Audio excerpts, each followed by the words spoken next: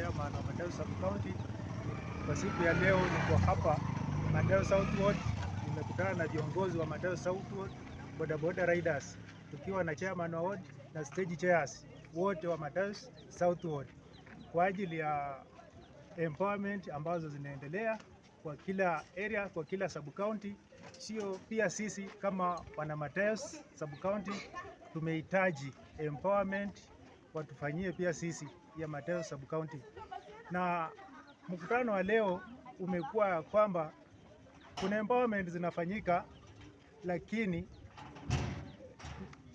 empowerment zinafanyika hapa Busia, lakini beneficiaries hawa watu wa Buhaya West, Matao South Ward na Busibwabu hawa benefit kwa empower yoyote. Ndio kwa sababu wako hapa kwa claim yao iko ya kwamba pia wanataka wa benefit kwa kila empowerment ya bodaboda yoyote ambayo imefanyika hapa Busia.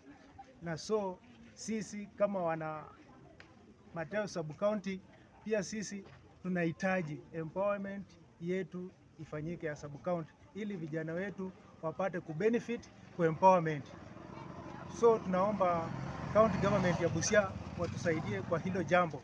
Na sisi hapa vile unatuona wana bodaboda wenye wako hapa ama viongozi wa bodaboda wako hapa ni supporters wa governor wetu Daktari Paul Otuoma.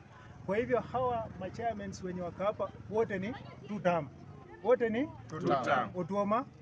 Otuoma. Kwa hivyo bwana Paul Otuoma, kama wewe governor wetu wa Busia, tunakuomba pia sisi tunataka to benefit kwa hii empowerment zenye zinafanyika hapa Busia. Asante. Kwa majina naitwa Moses Wandera, nikiwa chairman wa stages wa Matao bodaboda. Mimi nataka kusema hivi. Nashukuru sana viongozi wetu wenye wameita mkutano wa leo. Mkutano umekuwa mzuri, umekuwa wa amani, na tumeafikiana kwa neno moja tu. Hata sisi watu wa chini huku tunataka tu benefit kwa kaunti yetu ya Busia. Na sisi tunaamini ya kwamba bwana Governor Paul Otuoma ako karibu na sisi hapa, anaishi na sisi karibu hapa. Na hawezi tuacha. Tunamuomba atushike mkono na atufanyie hii empowerment yetu, vijana wetu pia wa benefit wapateko vile wanaweza jikumu kwa maisha. Sisi wote tumeelewana kwamba tutasupport governor apate tamu yake ya ngapi? Ya pili. Sisi wote tunasema ni two term.